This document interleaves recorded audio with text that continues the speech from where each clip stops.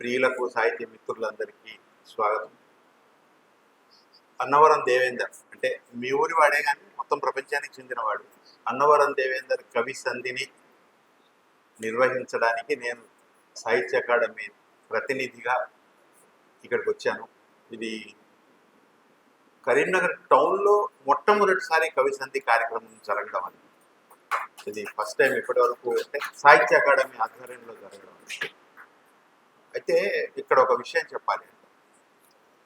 అంతకు ముందు అంటే మా బాడీ కేంద్ర సాహిత్య అకాడమీ మా బాడీ మృణాలి గారి నాయకత్వంలో రావడానికంటే ముందున్న వాళ్ళందరూ కూడా అంటే అన్ని సాహిత్య అకాడమీ కార్యక్రమాలు అన్నీ కూడా ప్రధానంగా వైజాగ్, విజయవాడ, హైదరాబాద్ కేంద్రంగా జరిగేవి. మేము మా మొదటి మీటింగ్లోనే ఒక నిర్ణయం తీసుకున్నాం. కొంతమేరకు అంటే పూర్తిగా హైదరాబాద్ నుంచి విజయవాడ నుంచి దూరం చేయడం సాధ్యం కాదు, కానీ కొన్ని కార్యక్రమాలని రూరల్కి తీసుకెళ్ళాలి, రూరల్ సాహిత్య ప్రియులకి అందించాలి అనే ఉద్దేశంతో అట్లానే చేస్తున్నాం. ఇప్పుడు దాదాపుగా చాలా కార్యక్రమాలని మేము అంటే ఈ 3 మెట్రోపాలిటన్ సిటీస్ కాకుండా బయట కూడా చేస్తున్నాం. అట్లా అంటే రేపు 8వ తారీఖు కాకినాడలో కాశీభట్ల వేణుగోపాల్ గారి త్రూ మై విండో ఉంది, అది ఆయన జి వెంకటకృష్ణ, ఇట్లాంటివి చాలా చేశాను. నేను మహబాద్లో ఒక ప్రోగ్రామ్ చేశాము, లిటరీ ఫోరం, ఇట్లా చాలా ప్రోగ్రామ్స్ రూరల్లో చేస్తూ ఉన్నాం. అందులో భాగంగా అన్నవరం దేవేందర్ని ఎంచుకోవడం జరిగింది. అన్నవరం దేవేందర్ని వేదిక మీదకి వచ్చి తన కుర్చీలో కూర్చోవలసిందిగా ఆహ్వానిస్తున్నాను. అంటే వెల్కమ్ దేవేందర్. అంటే ఈ ప్రోగ్రామ్కి ఒక ప్రాసెస్ ఉంటుందండి. అంటే నేను తనని జస్ట్ పరిచయం చేసి కూర్చోవచ్చు, పరిచయం చేసి ఇన్వైట్ చేసి వేదికను తనకు ఒప్పజెప్పేసి దిగిపోతాను. తను ముందు తన లిటరరీ ట్రావెల్ ఎలా జరిగింది ఏంటో తను చెప్పి కొంత తన జీవితానుభవం అంటే సాహిత్య జీవితానుభవం చెప్పి ఆ తర్వాత కొన్ని పోయమ్స్ తనవి చదివి, 2 పుస్తకాలు ఉన్నట్టునే తన కెరీర్ ఇదిలో సంవత్సరానికి ఒక పుస్తకం యావరేజ్ అంటే ప్రతి సంవత్సరం ఒక పుస్తకం ఉంది. ఒక సంవత్సరం గ్యాప్ వస్తే ఆ నెక్స్ట్ సంవత్సరం 2 పుస్తకాలు ఉన్నాయి, 2 సంవత్సరాలు గ్యాప్ వస్తే ఆ నెక్స్ట్ సంవత్సరం 3 పుస్తకాలు ఉన్నాయి. చాలా విరివిగా రాశాడు. పైగా తనకి ఉన్న నేను గమనించినంత వరకు, నేను తనను చదివినంత వరకు ముందు చెప్పుకోవాల్సింది పుస్తకాల టైటిల్స్ అండి. మన వాళ్ళకి కవులకి పుస్తకాల టైటిల్స్ అనగానే కొంచెం భారీ సంస్కృత పదాలు, పెద్ద పెద్ద మాటలు పెట్టేస్తారు. అంటే రక్త చందనం, లేకపోతే రుధిర నేత్రం, ఇట్లాంటి పేర్లు ఏవో ఉంటాయి. అవి కాకుండా దేవేందర్ చాలా సింపుల్గా చాలా మామూలు పేర్లు పెట్టాడు. అవి కూడా తెలంగాణ పదాలే పెట్టాడు. అంటే ఇప్పుడు తొవ్వ, నడక, బుడ్డపర్కలు, ఈ బుడ్డపర్కలు అనే పేరు వాళ్ళే నచ్చింది నాకు. వరి గొలుసులు, భువకుండ, ఇంటి దీపం, ఇటువంటి పేర్లు అంటే యూజువల్గా కవితా సంకలనాలకు పెట్టే పేర్లలాగా లేవు. వాటిని కవితా సంకలనాలకు పేర్లు చేసి చాలా అంటే తన సాహిత్య సృజన రీతి ఈ పేర్ల వల్ల తెలుస్తుంది అని నేను అనుకుంటాను. ఇంకొక లక్షణం ఏంటంటే తను తెలంగాణ స్లాంగ్లో ప్రోజ్ రాశాడు, తెలంగాణ భావజాలంతో పోయిటరీ రాశాడు. పైగా ఎక్కడ చూసినా పల్లె, తన కవిత్వం మొత్తంలో పల్లె ఉంది. అంటే చాలా కాలంగా పట్టణంలో ఉన్న మనిషి అంతగా పల్లె గురించి పలవరించడం మీకు నేను ఈ 2 పుస్తకాలు తనవి 2 చదువుతున్నప్పుడు గత వారం 10 రోజులుగా ఊరికే ఎక్కడ చూసినా పల్లె కనపడుతుంది. ఒక్కటన్నా ఏదైనా అర్బనైజ్డ్ పోయం, అర్బనైజ్డ్ ఇమేజ్ కనబడుతుందేమో కావాలని వెతికాను, అస్సలు ఎక్కడ దొరకలేదు. ఒక టైటిల్ గ్లోబలైజేషన్ అనే టైటిల్ చూశాను ఒకటి, దాంట్లో ఏదైనా అర్బనైజ్డ్ ఇమేజెస్ ఉంటాయేమో అని చూశాను, దొరకలేదు. ఇంకోటి ఏదో బడి అని, ఇట్లాంటివి కొన్ని అంటే అర్బనైజ్డ్ ఇమేజెస్ ఉండే అవకాశం ఉన్నటువంటి కవితల్ని టైటిల్ చూసి వెతికి ఎక్కడ దొరకలేదు. వాటిని కూడా పల్లెగానే రాశాడు. చాలా వాటిని ఇవి పల్లెకు ఒదగవు అనుకున్న వాటిని కూడా తీసుకెళ్ళి పల్లెతోనే తీసుకొచ్చాడు. తను పల్లెలో తప్ప బతకలేడు. అంటే హైదరాబాద్లో ఉంటూ కూడా ఒక పల్లెటూరుని తన గోడ మీద అతికించుకోవడం, లేకపోతే కరీంనగర్లో ఉంటూ కూడా ఒక పల్లె జీవితాన్ని తన జీవితంలో అతికించుకోవడం అనేది చేశాడు. అది పల్లె మీద తనకున్న ప్రేమ, తెలంగాణ మీద కూడా తనకి అంతే ప్రేమ. తెలంగాణ యాసలో రాసినటువంటి ప్రోజుకు సంబంధించి కూడా నాకు అంటే నేను చెప్తుంటాను మామూలుగా ఏంటంటే కవులకు ప్రోజ్ రాయడం రాదు, తెలుగులో చాలా మంది కవులకు ప్రోజ్ రాయడం రాదు అని చెప్తుంటాను. కానీ తను తెలంగాణ యాసలో రాస్తూ పొయిటిక్ ప్రోజ్ రాశాడు. పొయిటిక్ ప్రోజ్ రాయడం అనేది సరే కొంతమందికి నచ్చదు, కొంతమంది బాగుంటుంది అంటారు, కానీ నాకైతే పొయిటిక్ ప్రోజ్ ఇష్టం. అలా చాలా బాగా రాశాడు. నాకు ఇష్టమైన తెలంగాణ యాసలో మంచి ప్రోజ్ రాయడం, అంటే నేను ప్రోజ్ లేదు అనుకుంటున్న టైంలో రాయడం అనేది చేశాడు. నిజంగా హీఈస్ వెరీ గుడ్ పోయెట్. అటువంటి పోయెట్ని ఇవాళ పిలిచి ఆయన సాహిత్య జీవన విశేషాలు మనం తెలుసుకోవడం అనేది ఒక మంచి కార్యక్రమంగానే భావిస్తూ, ఇప్పుడు సభని అంటే ఆయన ఒక్కడే ఉంటారు, ఇక్కడి నుంచి ఆయనే కర్త కర్మ క్రియ వేదిక మీద అంతా. నేను ప్రముఖ కవి, విమర్శకుడు, పాత్రికేయుడు, మిత్రుడు ప్రసేన్ అన్నకు ధన్యవాదాలు. ఈనాటి సమావేశానికి కవి సంధి సమావేశంలో నన్ను పాల్గొనేట్టుగా నన్ను ఎంపిక చేసినటువంటి కేంద్ర సాహిత్య అకాడమీ తెలుగు విభాగానికి సంబంధించినటువంటి కన్వీనర్ ఆచార్య మృణాలిని గారికి, సభ్యులకు అందరికీ ధన్యవాదాలు తెలియజేస్తా ఉన్నాను. కవి సంధి అంటే ఏంటిది అని ప్రసేన్ అడిగితే, నీ ప్రయాణం మొదలుపెట్టి చెప్పు, నువ్వు ఎట్లా కవిత్వానికి యాక్సెస్ అయినావు, కవిత్వం ఎట్లా మొదలుపెట్టినావు, ఏమేమి కవిత్వం రాసినావు, ఎట్లా రాసినావు, ఎన్ని పుస్తకాలు రాసినావు, ఆ పుస్తకంలో ఒక్కొక్కటి అట్లా చెప్పుకుంటా వరుసగా పోతే ఆ ప్రయాణం అవుతుందని చెప్పారు. నిజానికి నేను బాగా చెప్పగల ఉపన్యాసకునిగా అటువంటి వృత్తి కూడా నాది కాదు, కానీ నాకు తోచిన రీతిగా నా జర్నీని నేను మీ అందరితో పంచుకుంటున్నాను. కవిత్వం నాకు గుడిసె మీద పారే బీరతీగా, కవిత్వం నాకు గుడిసె మీద పారే బీరతీగా, ముండ్ల కంపపై పుష్పించిన కట్ల పువ్వు, గంగడోలుకు కట్టిన గంట, కళాత్మకంగా కుండను వాడినట్లు, నాణ్యతగా చెప్పును ముడిచినట్లు, అందమైన చీర నేసినట్లు నేను కవిత్వాన్ని పదిలంగా అల్లుతా. ఈ అక్షరాల నులకాలకం, నులక అంటే తెలుసు కదా, చాలా నేను మాట్లాడే మాటలలో మన ఊరు భాష వస్తుంది. ఈ అక్షరాల నులకాలకం అనే అంశ నాకు 1985లోనే మొదలైంది. 85 నుంచే మొదలైంది నాకు. నేను 1962లో పుట్టాను. నేను బాల్యంలోనే మా తాత తొడ మీద పగ్గం పెనడు చూసిన. తొడ మీద పగ్గాన్ని ఇట్లా పెంతా అంటారు, పెంతా అంటే పగ్గం తయారైతుందండి, అది చూసిన. అట్లనే కవిత్వ పూరి కలిసేట్టుగా వాక్యం చేస్తున్నా. ఇదంతా 4 దశాబ్దాలుగా సాగుతున్న వ్యవసాయం నాది, 40 ఏళ్ళ నుంచి. 2001 నుంచి పుస్తకాల పంట మొదలైంది. ఇప్పటికీ 12 సంపుటాలు, మరో 4 వ్యాసాల పుస్తకాలు బయటకు వచ్చినాయి. ఇంకా 3 సంపుటాలు ఇంగ్లీషులోకి అనువాదం అయ్యాయి. ముందు నేను ఈ రాతల రహదారుల్లోకి ఎట్లా వచ్చిందో చెప్పాల్సి ఉంది. అదే ఈ కవి సంధి లక్ష్యం అని అనుకుంటుండవచ్చు. నేను మళ్ళా బ్యాక్ పోతే 85కు పోతే నాకు చదువుడు, రాసుడు, వినుడు, తిరుగుడు చిన్నప్పటి నుంచే ఉన్నది. మా తాత చిన్నప్పుడు వాకిట్ల నిద్రపోయేటప్పుడు ఊహాజనితంగా కథలు చెప్పేది. ఆ కథలలో శాస్త్రాలు అనేది వాళ్ళం మేము. అట్లా ఊహలతో సృజనాత్మక అల్లిక మొదలైంది. వాకిట్ల పండుకున్నప్పుడు ఇట్లా ఈ బేతిరెడ్డి కథ, ఈ కథ అని చెప్పినప్పుడు ఆ అల్లిక అనేది నాకు అట్లా మొదలైంది. అంటే ఊహలుగా అల్లికలుగా అట్లా మొదలైంది కావచ్చు. ఆ సెలవుల్లో ఆ తర్వాత 10వ తరగతి పాస్ అయిన తర్వాత నాకు ఒక గమ్మత్ జరిగింది. మాకు తెలుగు చెప్పే నారాయణ రెడ్డి సార్ అంటే ఆయన ఉండే. ఎండాకాలం సెలవులలో 10వ తరగతి అయిపోయినాక ఇంటికి పోయేటప్పుడు, అరే మీరు ఏం చేస్తారా అంటే, మేము అందరం ఏదో పనులు చెప్పినాం. అట్లా కాదురా, మహాప్రస్థానం అనే పుస్తకం ఉంటుంది, ఆ తర్వాత గబ్బిలం అనే పుస్తకం ఉంటుంది, ఒకటి జాషువా రాసిండు, శ్రీశ్రీ రాసిండు, అది తప్పకుండా తీసుకుపోయి చదవాలి, గ్రంథాలయంలో ఉంటాయి మన దగ్గర అన్నాడు. ఎందుకు చదువున్నాడు ఏంటిదని. అప్పటికి కూడా నాకు పేపరు, పుస్తకాలు చదువుడు, కొద్దిగా నాకు చదువు పట్ల ఇంట్రెస్ట్ ఉండే. టెక్స్ట్ బుక్స్ల కన్నా ఇతర పుస్తకాల పట్ల నాకు ఆసక్తి ఉండే. ఆ సార్ చెప్పిన దానికి అనుకొని మహాప్రస్థానం, గబ్బిలం పుస్తకాలు తప్పనిసరిగా చదవాలని మాట చెవికెక్కింది. మా ఉస్నాబాద్ షా గ్రంథాలను తీసుకొచ్చి చదివిన. పూర్తిగా అర్థం కాలేదు, అప్పుడు అర్థం కాకుండా చదివిన, పైకి చదివేది. కవిత్వం పట్ల మరింత మక్కువ కలిగింది నాకు అప్పుడు ఆ శబ్ద వాటితోని. 1977 సంవత్సరంలో మా స్కూల్ మ్యాగజైన్ వచ్చింది, చంద్రిక అనేది. దానిలో ఒక గలిపిక అయింది. అట్లా నా మొదటి దేవేంద్ర అనే పేరు ప్రింట్లో చూసుకున్నది మొదటిసారి. అదొక సంబరమైంది.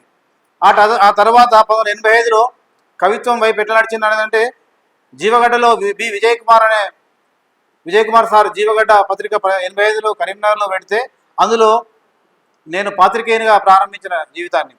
అప్పుడు ఆ పత్రిక తొలినాళ్లలో వల్ల పనిచేస్తున్న వారు ఎవరెవరంటే అల్లం నారాయణ, కేఎన్ చారి, వీళ్ళిద్దరూ అందులో పనిచేసినప్పుడు నేను ఒక పాత్రికేయునిగా అందులో చేరిన తర్వాత నాకు వాళ్ళ ద్వారా రచనకు సంబంధించినటువంటి తర్ఫీదు స్ఫూర్తి వాళ్ళ ద్వారా పొందిన, చారి ద్వారానేమో కవిత్వం పొందిన, అల్లం నారాయణ ద్వారా వచనం పొందిన, తెలంగాణ భాష కూడా వాళ్ళ ద్వారా వచ్చింది. ఆ జర్నలిజము రోజులు కొనసాగుతున్నట్టే అధ్యయనం పట్ల నాకు సీరియస్నెస్ కూడా పెరిగింది వాళ్ళతో పాటు. అప్పటికి అందుబాటులో ఉన్న ఆధునిక సాహిత్యాన్ని చదివేట్టు చేసింది.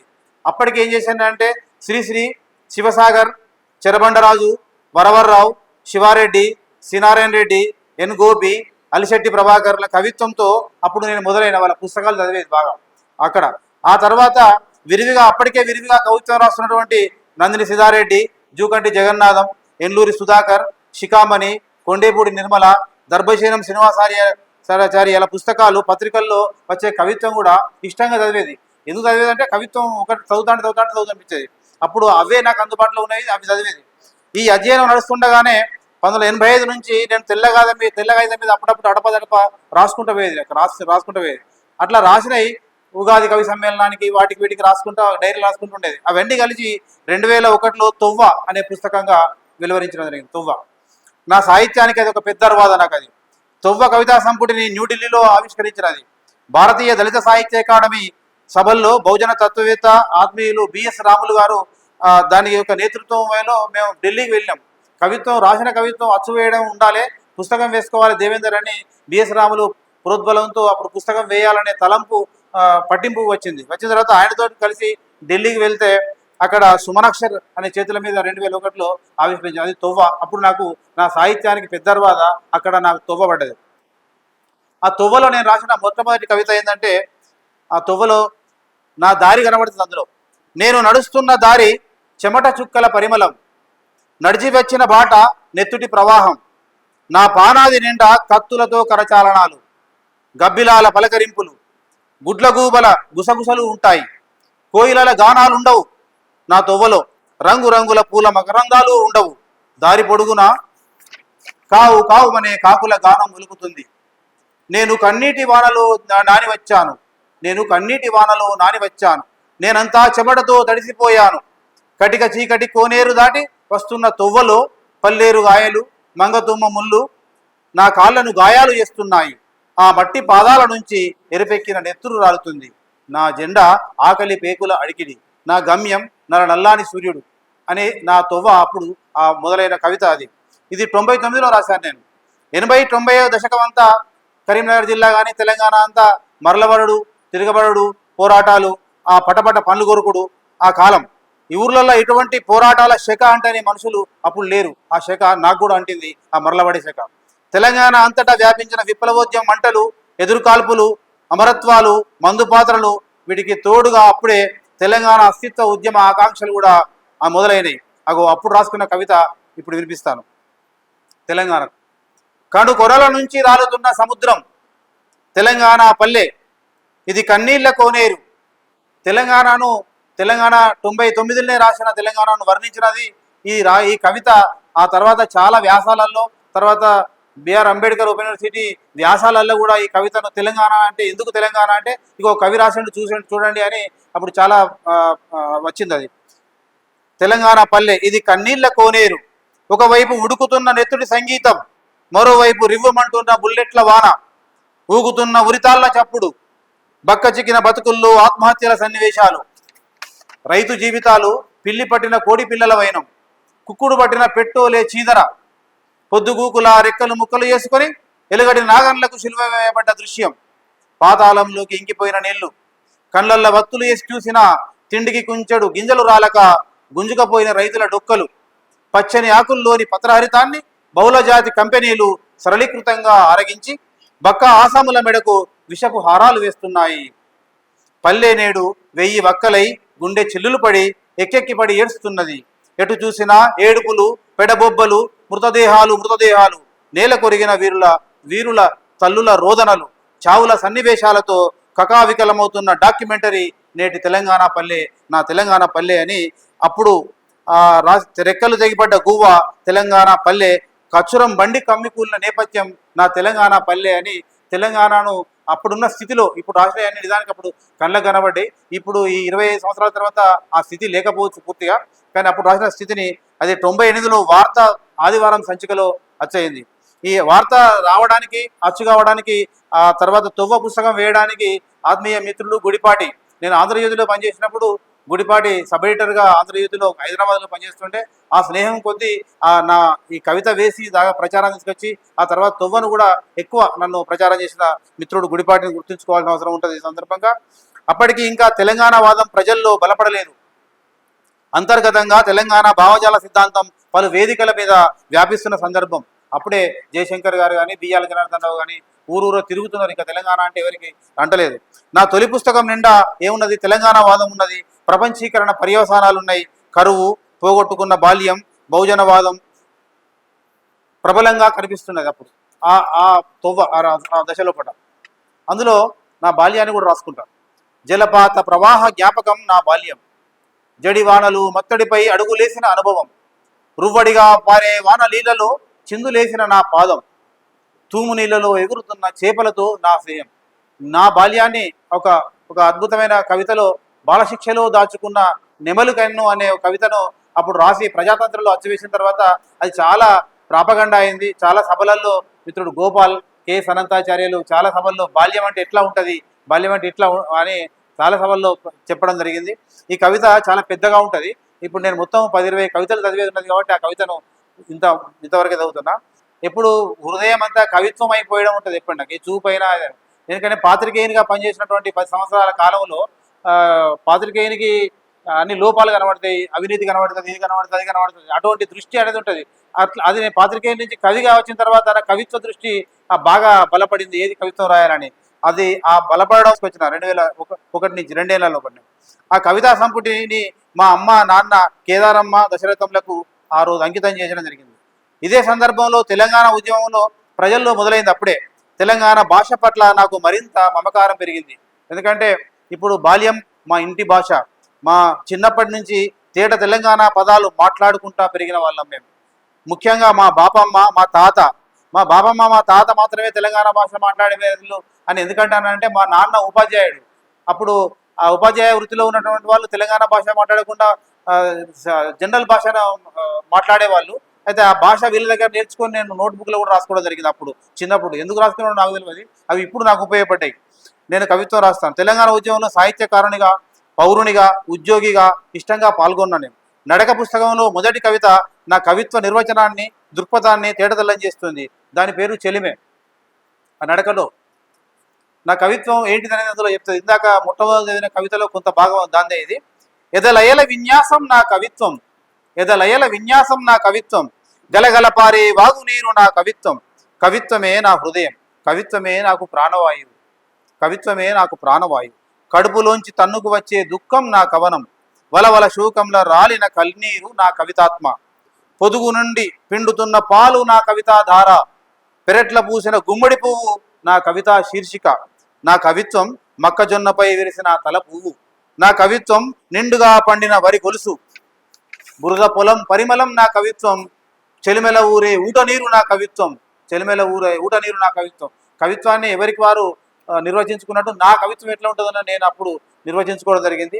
అది నేను కవిని, ఈ ధరిత్రి నాది, వీచే గాలి నాది, పొడిచే పొద్దు నాది, కురిసిన వాన చినుకు నాది, పూసే పువ్వు నాది, చిన్నపూరం లెక్క అనుకునేది అన్నట్టు అన్ని నాయని, పూసే పువ్వు నాది, ఎగిరే చిలుక నాది, ఈదుతున్న చేప నాదే, అన్నిట్లో ప్రవహిస్తా, ప్రకృతినంతా కవిత్వీకరిస్తా, గగనమంతా విహరిస్తా. కవి అంటే గోడ మీద పిల్లి కాదు, అటో ఇటో తేల్చుకున్నవాడే కవి. వర్ణ పంకిలాన్ని తెగ నరికి, అంతరాల దొంతలను పగలగొట్టి, ఆధిపత్యాల రహదారిని విచ్ఛిన్నం చేసేవాడు మాత్రమే కవి. కవిత్వం అంటే మెడలో పూల దండా కాదు, జబ్బలపై పరుచుకున్న శాలువా కాదు, మైకుల్లో బెకబెకల అరుపులు కాదు.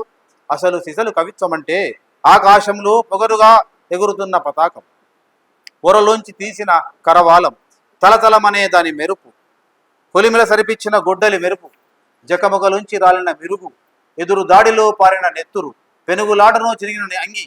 నా కవిత్వం ధిక్కరించిన స్వరం, రహస్య అలజడి, పగులు బారిన జైలు కూడా నా కవిత్వం. నేనేంటిదో నా కవిత్వం ద్వారా నేను దాన్ని నిర్వచించుకోవడం ఆ కాలంలో జరిగింది. ఈ పోయిటరీ ఎవరికి వారు చెప్పుకునే మెటా పోయిటరీని లాక్షానికులు ఎంతోమంది నిర్వచించారు, కానీ నాదైన నిర్వచనాన్ని నాకు తోచిన రీతిలో నేను దాన్ని అట్లా చేయడం జరిగింది. అది నా చింతన.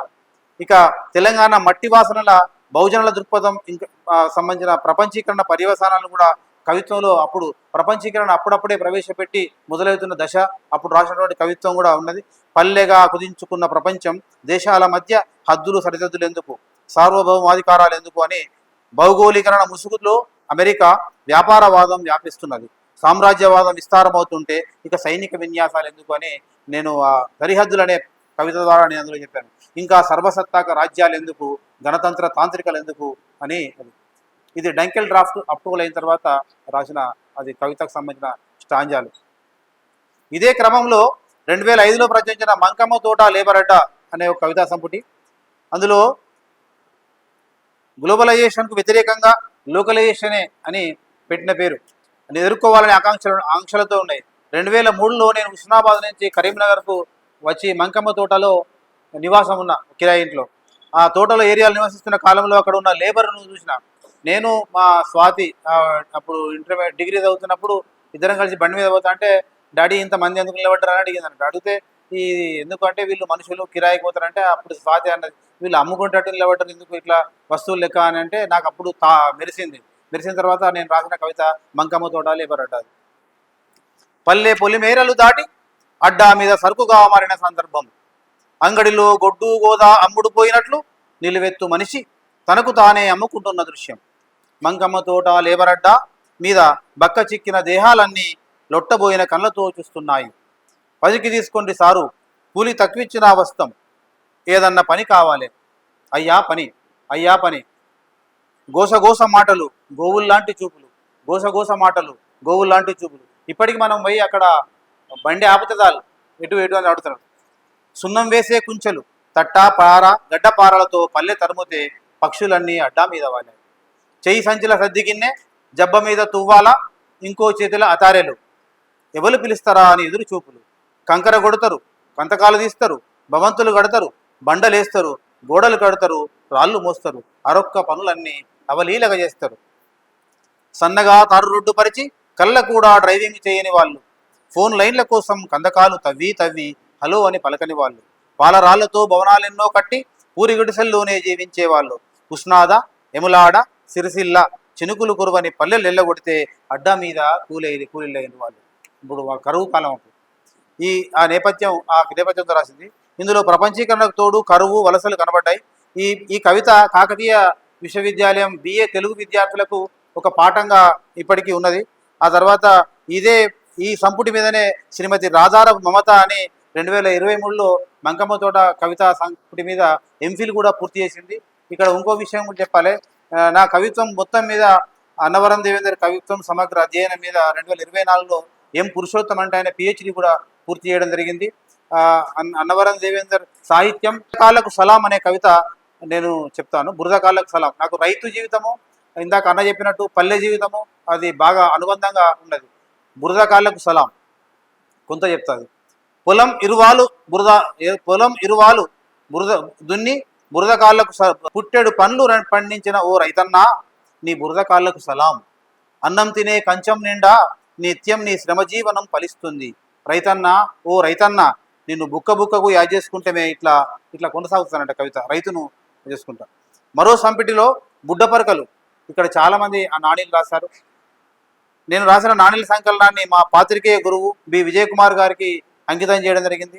ఇందులో రాసిన కొన్ని నాణీలు కొన్ని బాంబుల్లా పేలినాయి. అవి ఏంటిదంటే, దొరగడిని చూస్తేనే ఉత్సపడేది, ఇప్పుడు అలానే పోస్తున్నాం. 4 లైన్లు.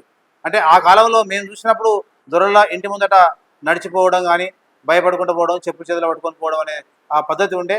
ఆ తర్వాత అప్పుడు నక్సలైట్ ఉద్యమం వచ్చిన తర్వాత ఆ దొరలు గళ్ళకి వెళ్ళి హైదరాబాద్ పోయిన తర్వాత అప్పుడు దొరల గళ్ళ మీద మనకు ముందటికి ఏర్పడితే పోయేది ఉండే. అది నేపథ్యంలో రాయడం జరిగింది. అది 80కి ముందు చరిత్ర. అప్పుడు వెట్టి చాకరీ చేయించుకునేది, ఆ పోయిన కాలాన్ని చెప్పే ఒకటి చరిత్ర.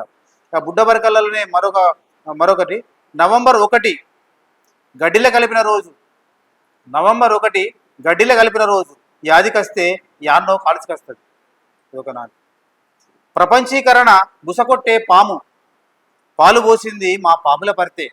ప్రపంచీకరణ చెరువు నిండి మత్తడి దొరికింది, పల్లె మల్లా నీళ్లాడింది. కరీంనగర్ మట్టి పిడికిట్ల పట్టు, చెమట రక్తం కన్నీళ్ల మిశ్రమం. ఇట్లా పైసల కాడ పిసినాసివి ఒప్పుకుంటా, నవ్వుడు కూడా కంజూసి నవ్వేనా అనేది ఒక నాని వివరణ. రైతు రైఫిలై నిజాం మీద పోరాడిన నేల ఇది, వారసత్వం నడుస్తాంది. అట్లా 2005-8 మధ్య రాసిన కవిత్వాన్ని 2008 జూన్లో బొడ్డుమల్లె చెట్టుగా వెలువరించాను. నా కవితా సంపుటి పేరు బొడ్డుమల్లె చెట్టు, 2008లో వచ్చింది. దీనిని నా సహచరి రాజేశ్వరికి అంకితం ఇవ్వడం జరిగింది. నా 25 ఏళ్ళ పెళ్లి సందర్భంగా తనకిచ్చాను. ఇందులో కూడా పల్లెల విధ్వంసం ఉంటుంది, ప్రకృతి విధ్వంసం ఉంటుంది. మా బొడ్డుమల్లె చెట్టు అంటే మా ఉస్నాబాద్లో ఒక కేంద్రం, అది కూలిపోయింది, వానలకు కూలిపోయిన సందర్భంగా విలవిల్లాడి రాసిన కవిత. అదేంటంటే అది కొంత చదువుతా. ఊరేగింపుల పలకరింపు బొడ్డుమల్లె చెట్టు, ఉద్యమాల నీడ, 4 ఊర్ల మనుషులకు కలయిక, అన్ని కదలికలకు ఆరంభ వేదిక. బొడ్డుమల్లె చెట్టు 80-90 దశకాల మధ్య పారిన నెత్తుడి ధారలకు కన్నీళ్లతో మల్లెలు రాల్చేది. బంధు దృశ్యాల్ని చిగురు టాకులతో కనిపెట్టుకునేది. పెత్తనం నెత్తి మీద అంటుకున్న రిప్పు రవ్వ,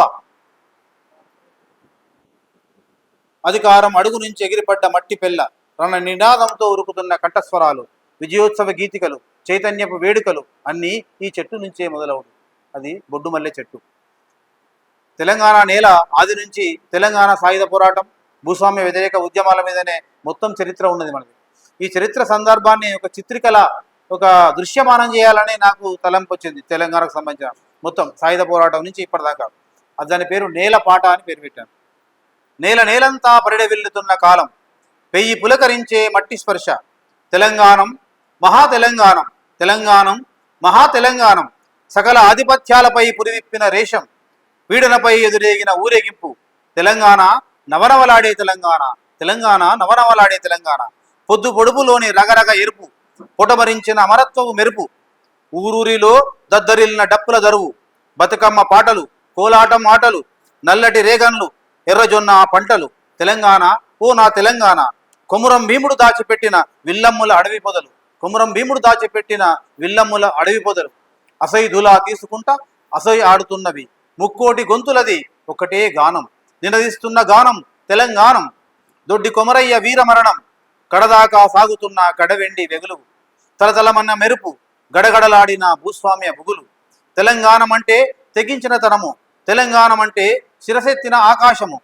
నైజాం రజాకర రాజ్యాన్నే మన్ను తిరిపించిన నేల ఇది, బలమంతా బరితెగించిన బలగమే, తెలంగాణం ఇప్పుడు నామవాచకం కాదు, తెలంగాణం ఇప్పుడు నామవాచకం కాదు, దశ దిశలా వ్యాప్తి చెందిన సర్వనామం, వలసవాదులకిక గుండె కోత, ఖమ్మనాంధ్రులకు కడుపు మంట, ఎన్నటికైనా తెలంగాణ దోపిడీదారులకు ఎదురు బొదురు, పుట్టుక నుంచి పయనమంతా ఎగబడి ఎదురు తిరుగుడే జీవితం, ఇయ్యరమయ్యర కొట్లాడు, అడుగు ముందేశుడు, ప్రశ్నించుడు, ప్రేమించుడు, పలకరించుడు, మంచికి ప్రాణమిచ్చుడు ఇక్కడి నీళ్ల లక్షణం. భూమినంతా తలాపున పెట్టుకున్న దొరతనాన్ని తోలు ఒలిచిన గాలి, కన్నీటి వాన కురుస్తుండవచ్చు, నెత్తుటి ప్రవాహము పారుతుండవచ్చు, అంతిమ విజయం జనమే జయం, అంతిమ విజయం జనమే జయం.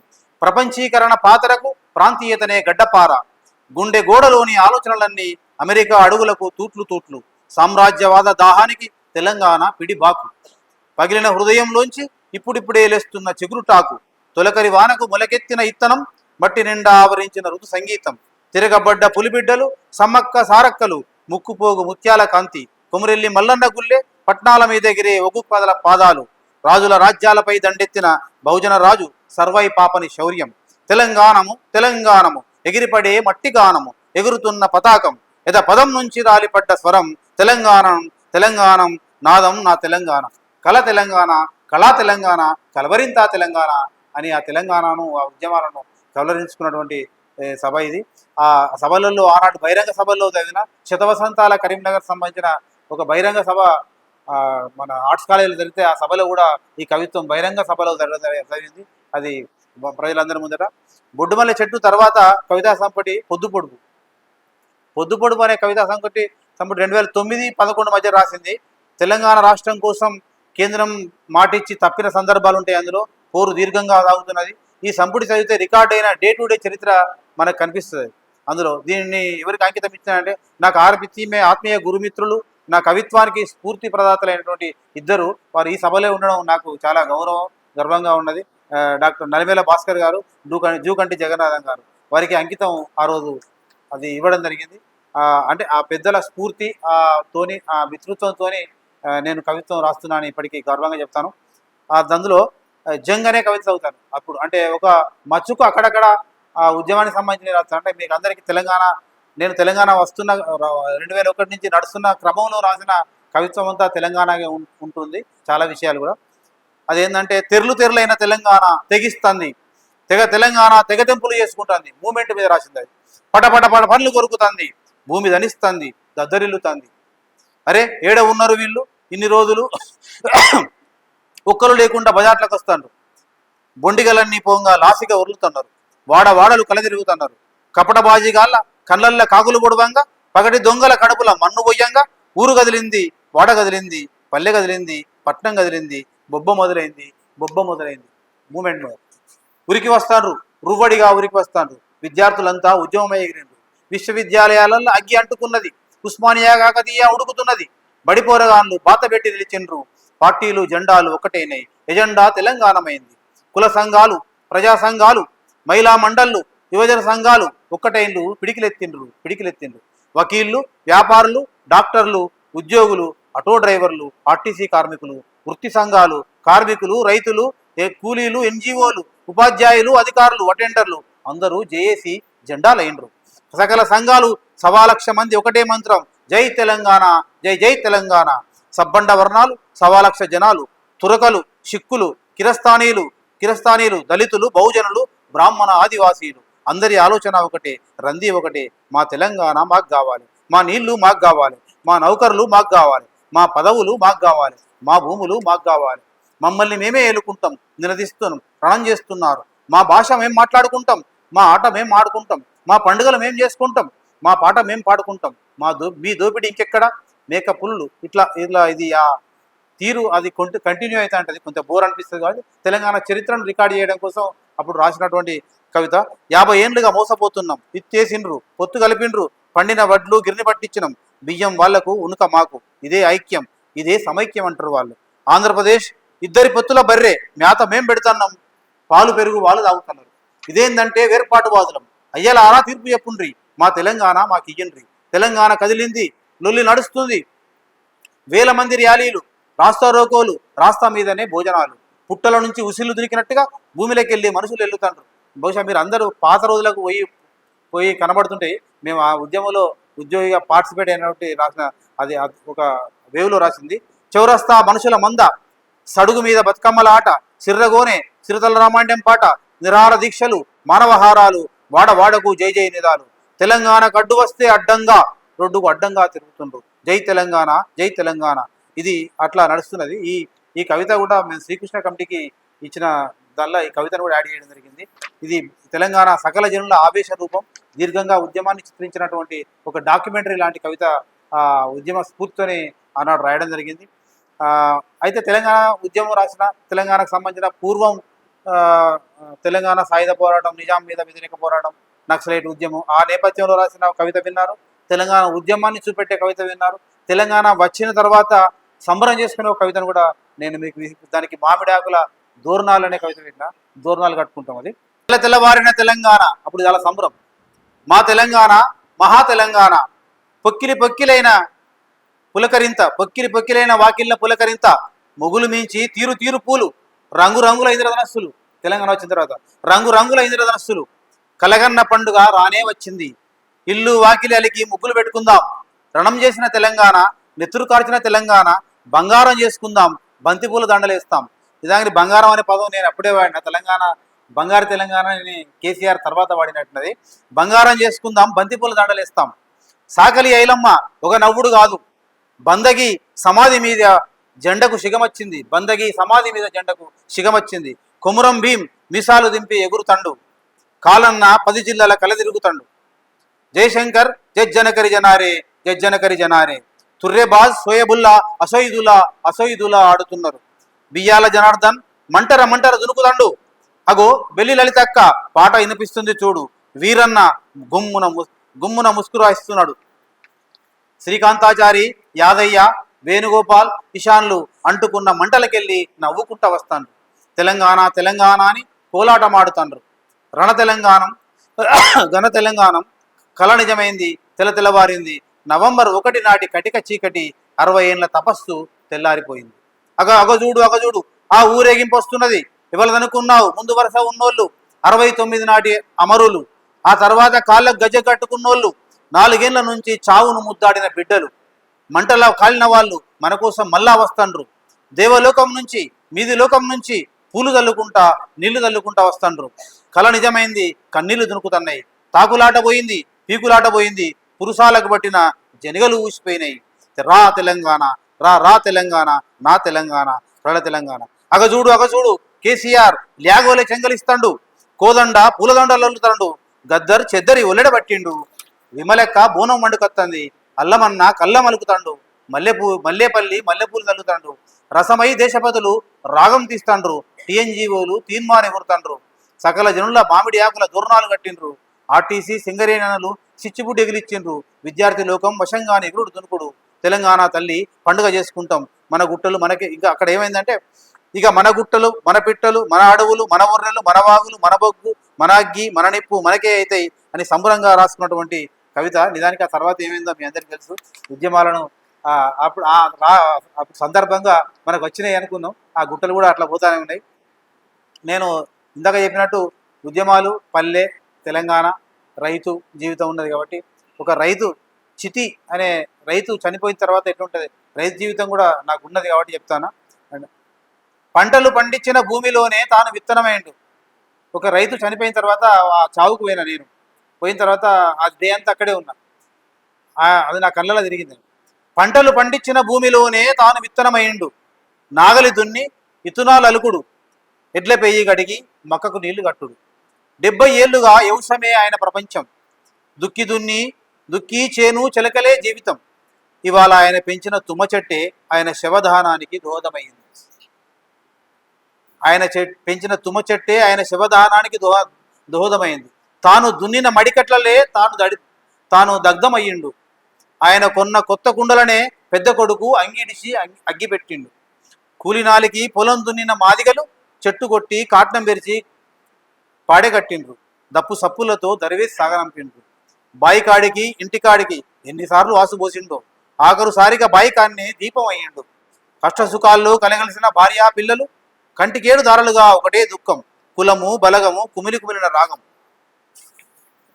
దొడ్లె కట్టేసిన ఎడ్లు కొల్యాగలు ఇవాళ మేత ముట్టలేదు.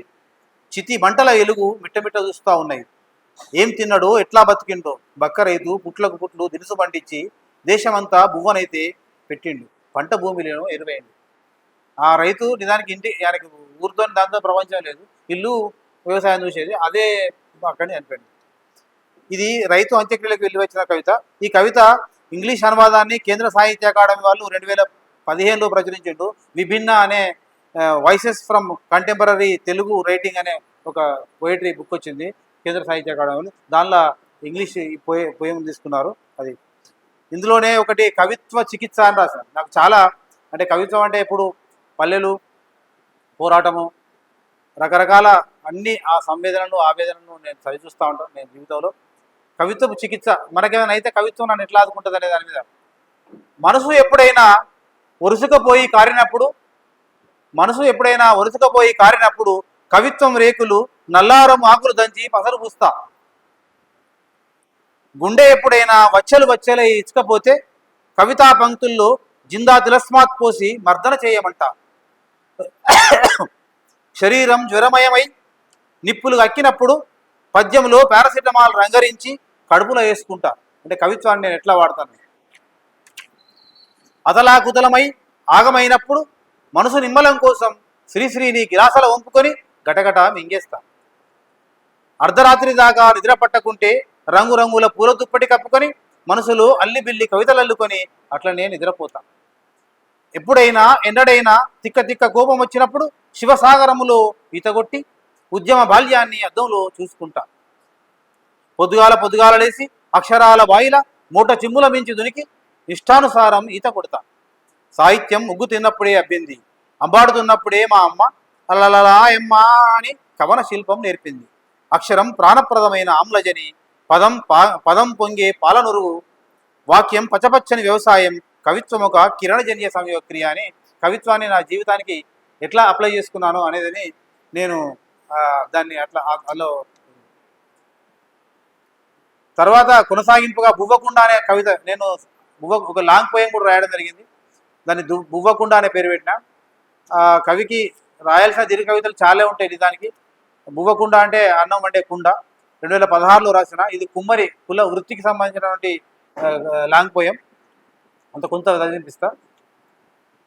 అది బువ్వకుండ ఆకాశంలో శూన్యాన్ని ముక్కలు ముక్కలుగా కత్తిరించి చుట్టువార మట్టి గోడలు కట్టి సృష్టించిన గుండెకాయ అది బువ్వకుండ.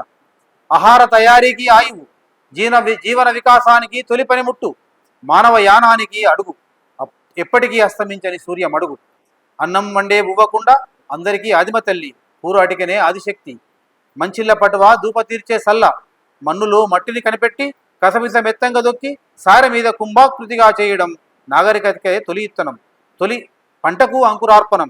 ఇది మానవ జాతికే సమర్పణం. పచ్చికుండను కాల్చి బువ్వకుండను పుట్టించిన ఆ శాస్త్రజ్ఞుడే కుమ్మరి బ్రహ్మ. ఇట్లా బువ్వకుండకు సంబంధించినటువంటి ఉంటుంది. మట్టి నుంచే ప్రపంచానికి పట్టిన ధాన్యం, మట్టి వస్తు సేవలకు మూల్యాంకనం, మట్టి కుండతో మొదలైన మనిషి జీవితం, మట్టి కుండతోనే అఖిల మాయం అనేది ఈ కవిత సారాంశం.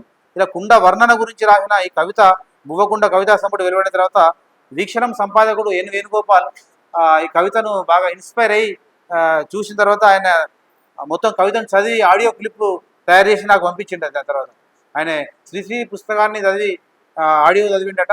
ఆ తర్వాత నా బువ్వకుండ చదివిండు, అది నాకు పంపిస్తే అది ఆ తర్వాత నేను నా యూట్యూబ్ ఛానల్లో కూడా బువ్వకుండ కవిత ఎన్ వేణుగోపాల్ గొంతుతో అన్నవరం దేవేందర్ సాహిత్యం అనే యూట్యూబ్ ఛానల్ ద్వారా మీరు ఇప్పటికైనా వీక్షించవచ్చు. ఇదే క్రమంలో ఇంటి దీపం కవితా సంపుటి 2016లో ప్రచురించాను. ఇది మా నాన్న దశరథం 2015లో కాలం చేసిన తర్వాత వచ్చిన సంపుటి. ఆయన స్మృతిలో రాసిన కవిత పేరే ఇంటి దీపం. ఆ ఇంటి దీపంలో ఆ క్రమంలో ఆహార పదార్థాలు దేశంలో అందరూ ఒకటే శాఖం వండుకోవాలి, అందరూ ఒకటే ఆహారం నియంత్రణలకు వ్యతిరేకంగా అప్పుడు వచ్చిన కాలంలో రాసిన కవిత. అదేంటిదంటే శాకం, దాని పేరు. ఎవని నాలిక వాని రుచి, ఎవని ఆహారం వాని లాలాజలం, ఎవని పుర్రెల వాని వారసత్వం, తీరు తీరు మనుషులు తీరొక్క నాలికల కోరికలు. ఒకడు ఎగబాకి ఎండ్రికాయలు బట్టి కంపల కార్చుక తింటాడు, ఒకడు దీపం కాడ ఉషిళ్లను ఎగురంగా ఏంచుక బొక్కుతాడు, ఇంకొకడు పెరట్ల గుమ్మడికాయను ఇంపుగా తెంపి వండుక తింటాడు. పుట్టుక తీరే తిండి తిప్పల పెయ్యి వంగిన తీరు ఆహారం ఆహార్యం. కుంచెరకల మల్లయ్య దొమ్మరి పాపన్న పిల్లులను వైపున పొడుసుక తింటారు. గంగెడ్ల రాజకౌరు బాలసంత వెంకటరామయ్య ఎలుకల కంబంగా కమరించుక తింటారు. ఎరుకలు వెనకటి నుంచే పందిగున్నల కూర ఇలాగాంచి తింటాడు. అవసరం పడిపోతే మాదిగిళ్ళ పండుగ, పెద్ద కూర కుప్పల కోసం ఊరిళ్ళు, బలం కల్ల పనికి షియ్యకూర బలం, అలకటి మాటలకు ఆకుకూరలు, నీసుకూర కొందరు కాయగూర కొందరు, నడుస్తున్న సాలు తీరు తకరారు, తినవద్దని చెప్పే తప్పుడు తీరు, ఎవల వంటిల్లు వాళ్ళ సొంతం, ఎవల కంచం వాని శాకం అనేది దాని సారాంశం. ఆ తర్వాత వరి గొలుసులు అనే కవిత కొద్ది ఇంటరాక్షన్ ఉంటే నాకు అంటే సపోర్ట్లు కొట్టుకొని కాదు కానీ అంటే ఎట్లా రీచ్ అవుతున్నారు. వరి గొలుసులు అనే కవితా సంకలనం 2016-18లో రాసింది. అది ఈ కవితా సంకలన సంపుటిని మా తమ్ముడు అన్నవరం శ్రీనివాస్ ఇక్కడే ఉన్నాడు. శ్రీనివాస్కు చిత్రకారుడు మా శ్రీనివాస్ అంకితం ఇచ్చిన. అందులో వాకిలి గీతం అనే కవిత చదువుతా. కొన్ని కవితలకు కొద్దిగా రెస్పాండ్ అయితే కొంచెం నీరసం పోతుంది నాకు. అది బహుజన కులాలకు సంబంధించిన వ్యక్తి. ఇందులో రకరకాల వాళ్ళు ఉంటారు, రకరకాల. ఇంటింటి వాకిళ్ళు ఇస్రాయల్లో గిళ్ళు. ఒక ఊరికి పోయిన తర్వాత నా కవిత్వం ఎట్లా, మీరు ప్రశ్నలు వేసి చెప్తారు ఈ కవిత ఎట్లా రాసినట్టు చెప్తా. ఒక ఊరికి పోయినా అనుకో, ఆ ఊరికి పోయిన తర్వాత ఈ కరీంనగర్లో తిరిగితే ఇక్కడ అడ్వకేట్ అని, ఇక్కడ డాక్టర్ అని, ఇక్కడ ప్రొఫెసర్ అని బోర్డ్స్ కనబడుతుంది. ఊళ్ళలోకి పోతే కూడా కనబడే కానీ వాళ్ళు తెలుస్తారు. లొట్టి కనబడితే ఇది గౌన్లోళ్ళది అనుకుంటాం, తోపిల కనబడితే ఇది బేస్తోళ్ళది అనుకుంటాం, కుండ కనబడితే కుమ్మరోళ్ళది అనుకుంటాం. దానికి కవిత్వం ఎంతో చేయాలి, ఎందుకు చేయొద్దని నాకు అనిపించింది. అనిపించిన తర్వాత నేను వడ్నాల కిషన్ అని, వడ్నాల కిషన్ ఇప్పుడు లేడు, జిల్లా పరిషత్లో పనిచేస్తున్న కాలంలో ఆయన కవిత్వం రాసినప్పుడు ముచ్చట పెట్టుకునేది అన్నట్టు. ఆయన కూడా ఇది చెప్పడం వల్ల మేము ఇద్దరం కలిసి అనుకొని దీన్ని రాసినాం. ఇంటింటి వాకిళ్ళు ఇస్రాయల లోగిళ్ళు, ఇండ్ల ముఖ చిత్రమే కళాత్మక జీవన సౌందర్య శాస్త్రం. వాకిలంతా కమకమ్మని నీసు, అది బేస్తోళ్ళ ఇల్లు జలపుష్పాల జల్లు, అది బేస్తోళ్ళ ఇల్లు జలపుష్పాల జల్లు.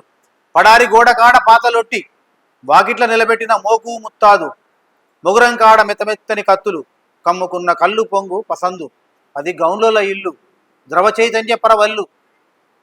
వాకిట్ల ఆరబోసిన మన్ను, పందిరి కింద గిరగిర తిరిగే సారె, ఇంటి నిండా కుండలు దొంతులు, పక్క పొన్ననే మండే వాము శక, అది కుమ్మరోళ్ళ ఇల్లు, తొలి నాగరికతకు ఆనవాళ్ళు.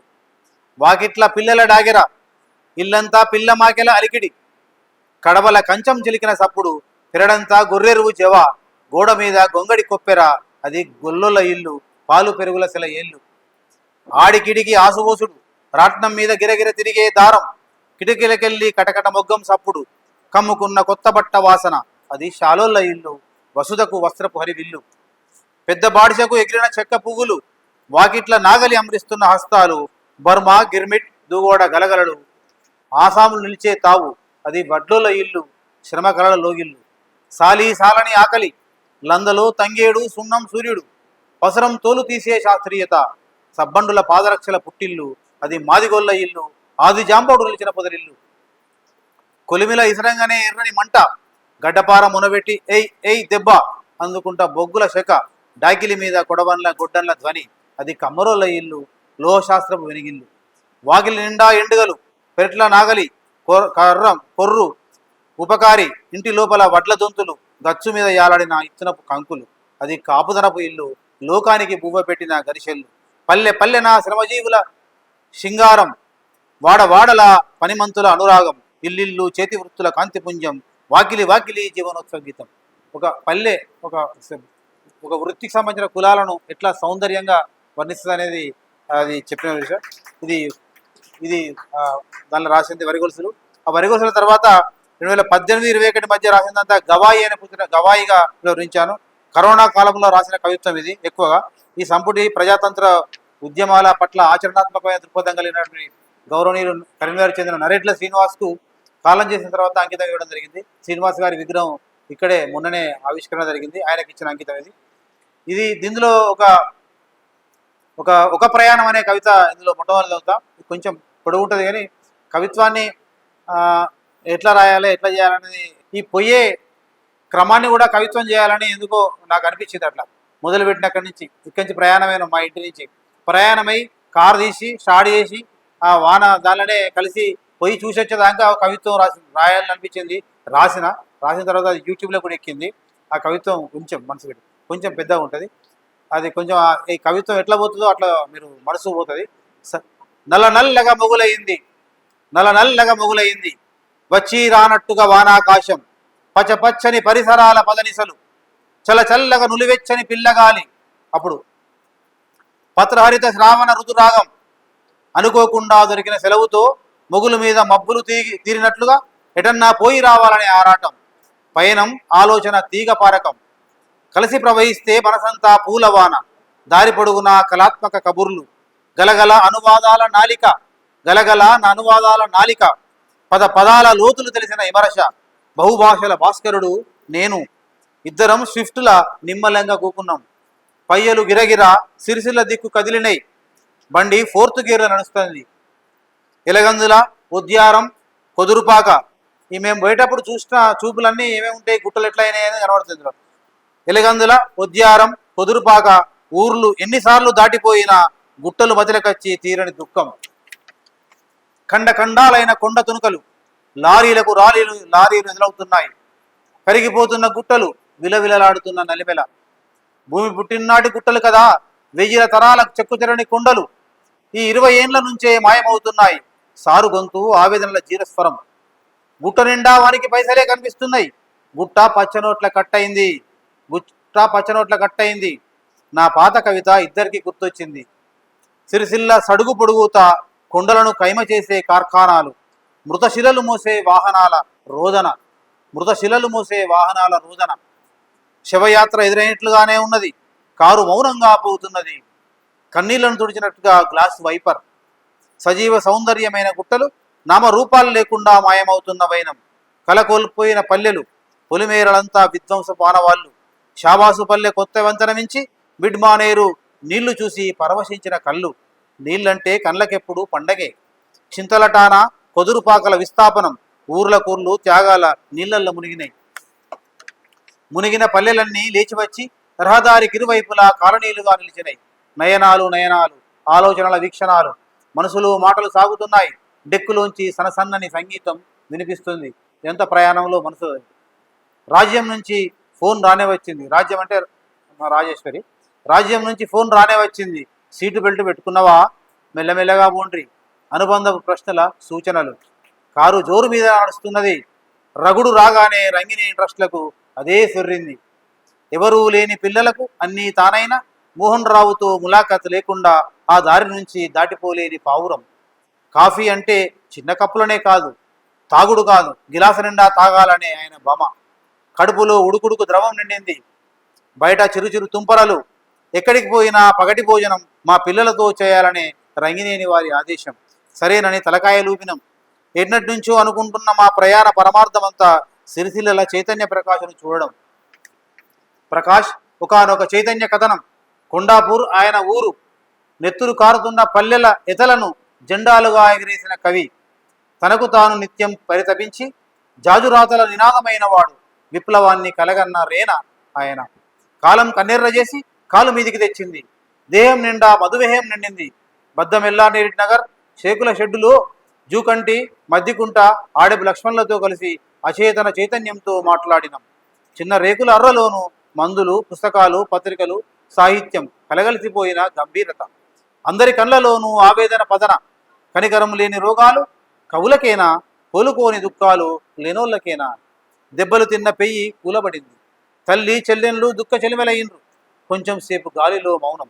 కదల్లేని స్థితిలోనూ కరచాలనం. ఆ స్పర్శలోనూ ఒక వెచ్చని ప్రకాశం. ఆ కండ్లలోనూ వెలుగు దైన్యం. ఒక్క కాలు లేకున్నా ఆయన కలం సాగుబాటు కావాలని కోరుకున్నాం. 80లో కమిలిన నిర్బంధ నీడలను జూకంటి ఒక్కొక్కటి చెప్పుతున్నాడు. ఎవరి నోట్లకెళ్ళి మాటలు వస్తలేవు. సిరిసిల్ల అంటేనే చేనేతల ప్రశస్తి. రకరకాల వస్త్రాల ఉత్పత్తి కేంద్రం. రంగు రంగుల బతుకమ్మ చీరల నేత. చూస్తురు రాండ్రి అంటూ తన వెంట తీసుకుపోయిండు లక్ష్మణుడు. కవిత్వం, మగ్గం రెండు కలిసిన చేతులు. సాగుతున్న రాత్ఫైలి దివస్ఫైలి ఆయన. వాడవాడల, ఇల్లిల్లు, గల్లి గల్లి, ఎల్లవెల్లా టకటక పవర్లు తప్పుడు. 20-30 నిమిషాలు ఇద్దరు నేతన్నలు. రంగురంగుల చీరలు విరబుస్తున్నాయి. పోగులు పోగులుగా దారం అల్లి బిల్లిగా అల్లకం. జరి అంచుతో కలిసిపోయిన చీర మెరుపు సామాన్యమైన పని కాదు. అది ఒక కుల కళ. వస్త్రమే కదా నాగరికతకు మూలం.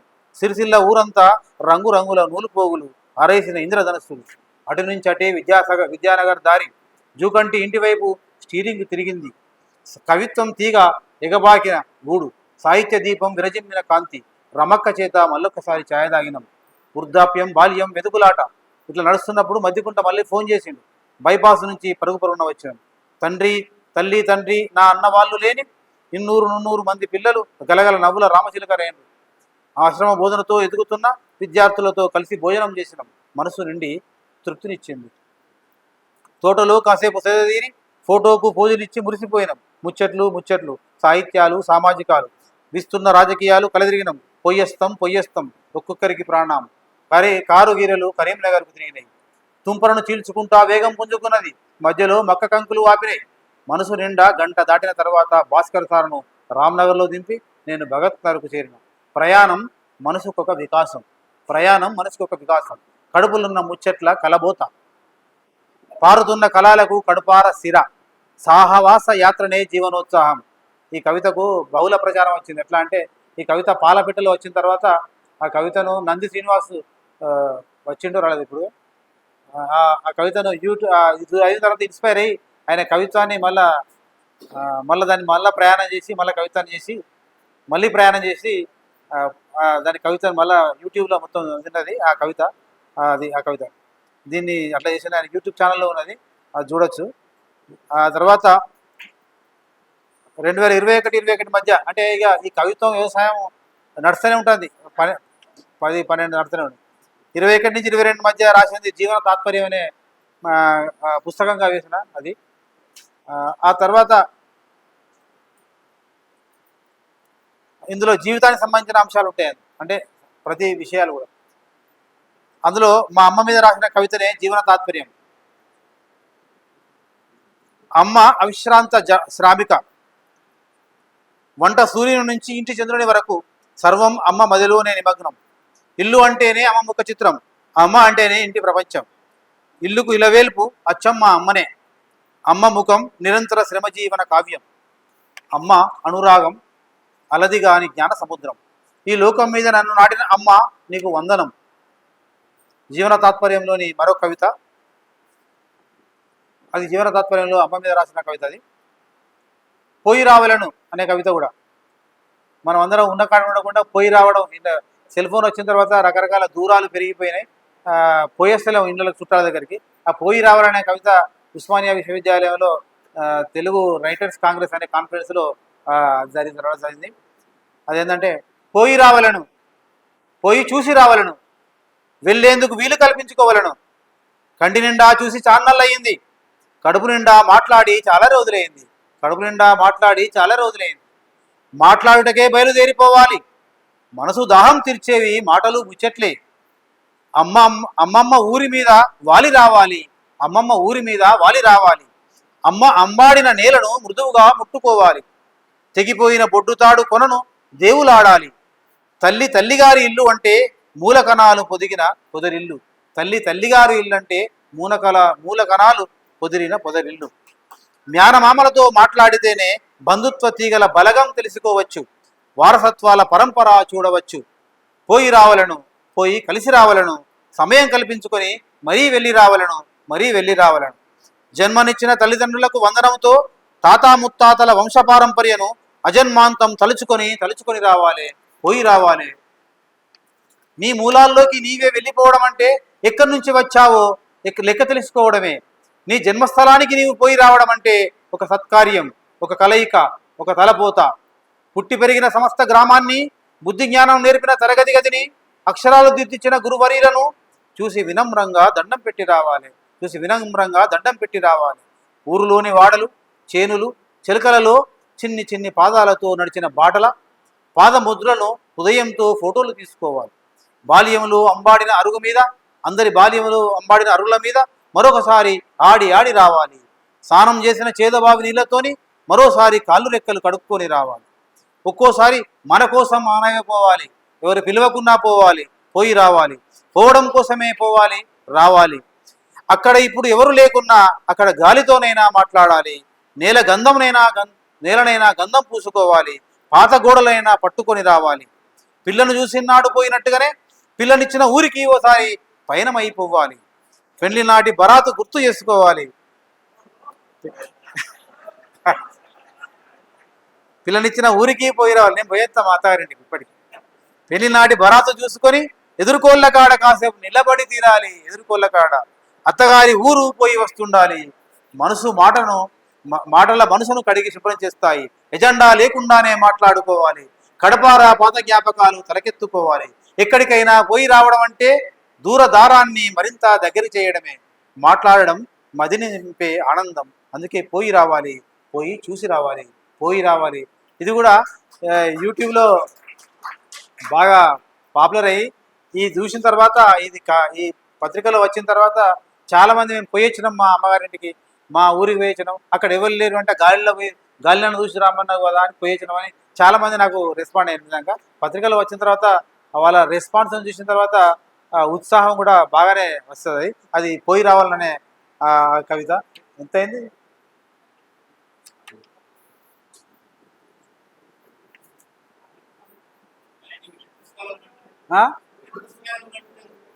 ఈ పుస్తకాల సారాంశం తీసిన ఇలా. ఇప్పుడు ఆనందానికి అద్దులుండయి. ఇప్పుడు ఆనందాన్ని ఎట్లా పొందుతా అంటే అక్షరాలు ఏర్చి కూర్చి పదాలుగా పొందించి తీగలుగా అల్లుకపోతే కవనాల పువ్వులు కైత్వానందాలు. ఉడుకుడుకు బువ్వ పాలకూర పప్పు నేతి ఒట్టు కలిపి మయ్య దంచుతే కడుపు నిండిన నాలికకు జిహ్వానందం. మనసులు కలిసిన సోపతిగాళ్లతో తెల్లందాక తేట తెల్లంగా ముచ్చట్ల జల్లు, అది ఎదనిండిన మురిపాల స్నేహానందం. ఎగిలివారంగా మైదానమంతా నడిచి శ్వాస మీద ధ్యాసతో ధానిస్తే హృదయం ఇద్దరి గుండెల కవాటాలయ ఒకే తీరుగా ధనించాలే. అప్పుడే జీవితం ఉయ్యాల జంపాల, మనసంతా చెక్కలగుల.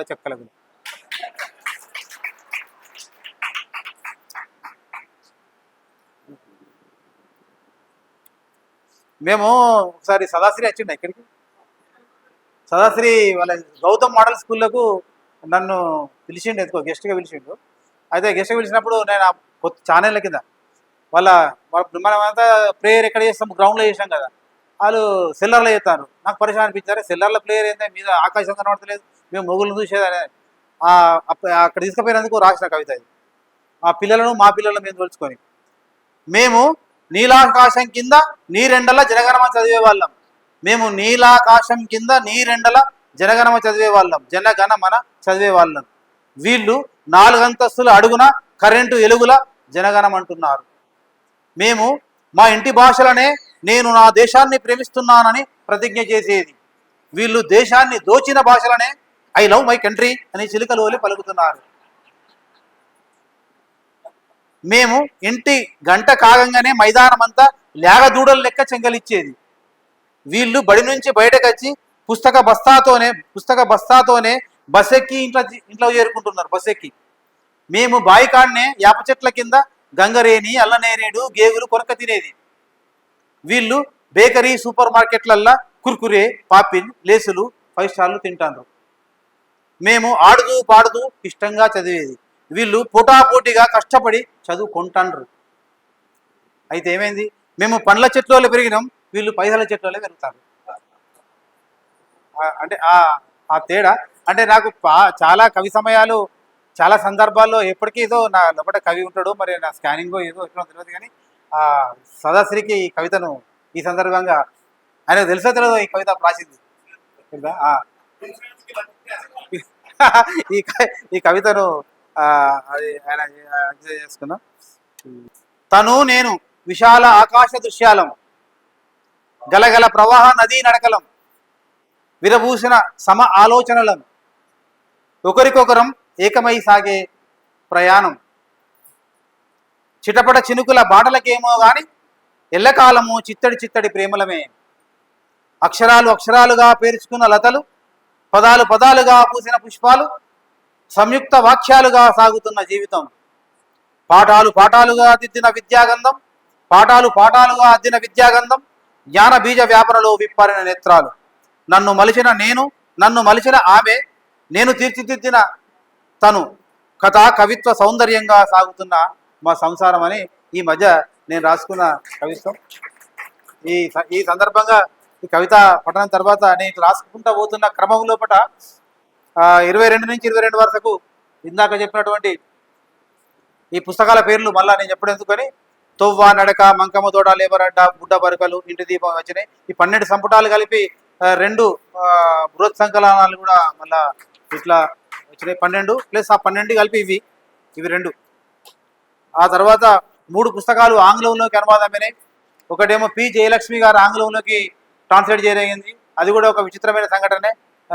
నాకు బై లక్కులనే ఒక పుస్తకం farm land fragrance, B Jayalakshmi గారు నా నీళ్ళంటే కన్నీళ్ళే అనే కరువు కవితను ఒక దగ్గర చదివిన తర్వాత ఇన్స్పైర్ అయ్యి ఆమె ఆంగ్లంలోకి అనువాదం చేస్తామని తనకు తానే ఫోన్ చేయడం జరిగింది. నిజాం కాలేజీలో ఆమె కవిత్వం కావాలి పర్మిషన్ అని అడిగింది. అంటే ఈ పర్మిషన్ ఏంది, నా కవిత్వం అని నేను పరిచయం అయ్యి భాస్కర్ సార్ చెప్తే మేము ఇద్దరం కలిసి మాట్లాడి కలిసిపోయినాం. ఆ పుస్తకం ఫామ్ ల్యాండ్ ఫ్రాగ్రెన్స్గా వచ్చింది. 2వ పుస్తకం దామోదరాచారి గారు అన్ఈల్డింగ్ స్కైగా అది ఆవిష్కరించారు. 3వ పుస్తకం వరిగొలుసును సవ్యసాచి గారు వరిగొలుసును చేసిండు. ఇట్లా 3 పుస్తకాలు ఆంగ్లంలోకి రావడం, 12 పుస్తకాలు వేరుగా రావడం, ఆ 12 కలిపి మళ్ళీ 2 పుస్తకాలుగా రావడం. ఇదొక ఎత్తు అయితే నేను వచనాన్ని కూడా బాగా రాస్తానని ఇందాక అన్న చెప్పిండు. నేను 2-3 ఎప్పటికీ నేను పాత్రికేయునిగా నా జీవితాన్ని ప్రారంభించి కవిగా మొదలైంది కొనసాగుతున్న ప్రయాణం లోపల పాత్రికేయ జీవితాన్ని నేను ఎప్పటికీ ఆపలేదు. ఎప్పటికో పత్రికకు వ్యాసాలు అవి రాసుకుంటూనే ఉంటాను. మన తెలంగాణ పత్రికకు, నవ తెలంగాణ పత్రికకు, తర్వాత అన్ని పత్రికలకు కాలమ్స్ రాసేది. మన తెలంగాణకు రాసినటువంటి ఊరి దస్తూరి అనే కాలం కూడా అది 3 సంవత్సరాలు ఆ పత్రికకు రాసిన కాలం. ఊరి దస్తూరి అనే పేరుగా ఒక పుస్తకంగా కూడా వచ్చింది. అది 50-60 సంవత్సరాల క్రితం జీవితం తెలంగాణలో పల్లెల్లో మానవ సంబంధాలు, కులాలు, అన్ని రకరకాలు ఎట్లా ఉండే అనేది, సంప్రదాయాలు ఎట్లా ఉండే అనేది పుస్తకము. అది 350 పేజీల పుస్తకము. దానికి సారస్వత జ్యోతి పురస్కారం కూడా రావడం జరిగింది. ఆ పుస్తకం వచ్చింది. తర్వాత అట్లా మళ్ళీ ఇంకొక పత్రిక రాసిన 3 పత్రిక 4 సాహిత్య జీవితంలో నేను ఎక్కడికి ప్రయాణం చేసినా వ్యాసం కూడా రాస్తాను. ఆ వ్యాసాలు కలిసి సంచారం అనే పుస్తకం కూడా ఒక యాత్రా కథనం వేసిన 4 పుస్తకాలు అవి. ఇట్లా ఆంగ్లంలోకి చాలా సంతోషం. అట్లాగే నాకు నేను ప్రయాణం మొదలైన తర్వాత ఆపకుండా రావడానికి చాలామంది మిత్రులు పెద్దలు ప్రోత్సహించే వాళ్ళు ఎంతోమంది నాకు ఉన్నారు. ఈ క్రమం లోపల కేంద్ర సాహిత్య అకాడమీకి నేను బాగా కృతజ్ఞతలు చేసుకోవాలి. కేంద్ర సాహిత్య అకాడమీకి సంబంధించిన ఇది 4వ కార్యక్రమం. నాకు ఒకసారి బెంగళూరుకు పోయినాను, ఒకసారి తిరువనంతపురం పోయాను. North east west festival poetry ఫెస్టివల్స్కు నన్ను ఆహ్వానించడం జరిగింది తిరువనంతపురం. ఒకసారి ఢిల్లీకి లాస్ట్ ఇయర్ వేయడం జరిగింది. అక్కడ కూడా నా కవిత్వాన్ని ఇంగ్లీష్ భాషలో వినిపించాను. అట్లా సాగుతున్న క్రమం లోపల జరిగింది ఈ ఒక అనుభూతి. పలు భాషల జతతో మాట్లాడడం జరిగింది. ఈ మొత్తం 63 ఏళ్ల జీవితంలో 40 ఏళ్ల సాహిత్య ప్రయాణంతో ముడిపడి ఉన్నది. ఇలా నడుస్తున్న నన్ను సృజనకారునిగా మలిచిన మా ఊరి మట్టికి, తెలంగాణ నేల మీద వేస్తున్న పోరాటాల చిరుగాలి సంగీతానికి వందనాలు. నాకు జన్మనిచ్చిన తల్లిదండ్రులకు 10,000 దండాలు. నా సమయాన్ని నాకే కేటాయించి ప్రోత్సహిస్తున్న నా సహచరి రాజేశ్వరికి శుభాకాంక్షలు. మా ఇంటి వాతావరణం కూడా నా సృజనముకు కారణం. మా అమ్మ కేదారమ్మ, మా తమ్ముడు శ్రీనివాస్, చెల్లెళ్ళు సుజాత, మణిమాల, కొడుకు గౌతమ్, బిడ్డ స్వాతి, వీళ్ళంతా ఇక్కడే ఉన్నారు. వాళ్ళ ప్రోత్సాహ ఆనందాలు మరవలేనివి. నన్ను మొదటి నుంచి కవిగా రచయితగా చైతన్యంతో ఉంచడంలో ఆయా కాలాల్లో అనుబంధం కలిగిన సాహితీ సంస్థలను నేను మరవలేను. నూతన సాహితీ ఉస్నాబాద్లో, దరకమే ఐక్యవేదిక, సాహితీ గౌతమి, తెలంగాణ రచయితల వేదిక, సాహితీ సోపతి, ఈ అన్ని సంస్థల యొక్క అనుబంధము, ఆ క్రియాశీలత నన్ను చైతన్యంగా ఒక యాక్టివ్నెస్గా ఉంచడం జరిగింది. అట్లనే ఎన్నీళ్ళ ముచ్చట్ల గుంపు కూడా, వాళ్ళందరికీ ధన్యవాదాలు. ఎన్ని చెప్పినా తక్కువనే. నేను నా ముందు తరం కవుల నుంచి, ముందు తరం వాళ్ళ నుంచి, నా తరం వాళ్ళ నుంచి, నా ఇప్పుడు నడుస్తున్న తరం వాళ్ళ నుంచి కూడా నేర్చుకోవడానికి నేను ఎక్కువ ఇష్టపడతాను. అట్లా ఆ ఇష్టపడడం కొనసాగుతున్నది. నిజానికి కరీంనగర్ ఒక సాహిత్య కేంద్రం. ఇక్కడ భాస్కర్ గారు కానీ ఎంతోమంది, ఇక్కడ పేర్లు చెప్తే తక్కువ కాదు, ఎంతోమంది ఉన్నటువంటి ఆ సాహిత్య వాతావరణం నన్ను కవిగా ఇట్లా మలవడానికి ఉపయోగపడ్డదని నేను అనుకుంటాను. ఆ స్నేహ సంపర్కం వల్ల నేను తర్ఫీదు పొందుతున్నాను. ఇట్లాంటి స్నేహపూరిత వాతావరణం ఒక కవిత్వావరణం పొందింది, ఎంతో గొప్పగా ఉంది. ఈ నా పుస్తకాలకు సంబంధించిన కవిత్వాన్ని ఆయా పత్రికలు వేయడం, ఆ సంపాదకులు సబ్ ఎడిటర్లకు కూడా వాళ్ళు నన్ను ప్రోత్సహించడం కూడా గొప్పది, మరవరానిది. నా పుస్తకాల మీద విపరీతంగా సమీక్షలు, వ్యాసాలు కూడా ప్రధాన పత్రికల్లో ముఖ చిత్ర వ్యాసాలు కూడా వచ్చినాయి. ఆ వ్యాసాలు రాసిన సమీక్షకులకు, విమర్శకులకు కృతజ్ఞతలు తెలియజేస్తా ఉన్నాను. ఇలా నన్ను విన్నదించిన వాళ్ళలో నన్ను నడిపించిన, నా ఉద్యోగం చేసినటువంటి జిల్లా పరిషత్ పంచాయతీ డిపార్ట్మెంట్గా ఉన్నది. నేను అందులో కూడా చాలా కవిత్వం రాసిన. అట్లా వాళ్ళ ఆ ప్రోత్సాహం కూడా నాకు ఇక్కడ గుర్తు చేసుకోవాల్సింది. వెన్ను తట్టి ప్రోత్సహించారు. ఎందరి మిత్రుల పేర్లని ఇక్కడ ప్రోత్సహించలేను, చెప్పలేను, కానీ అందరికీ ప్రేమపూర్వక వందనాలు తెలియజేస్తా ఉన్నాను. ఈ కార్యక్రమాన్ని నన్ను ఎంపిక చేసిన మృణాలిని గారికి, సభ్యులకు ధన్యవాదాలు మరోసారి తెలియజేస్తూ ప్రసన్నకు కృతజ్ఞతలు తెలియజేస్తా ఉన్నాను. జనరల్ కౌన్సిల్ సభ్యులు, ఇది నా మొదలైన పరంపర. ఏదేం ఏమన్నా నా ఏమన్నా అవి ఉంటే, తప్పులు ఉంటే అందరికీ ధన్యవాదాలు. దీంట్లో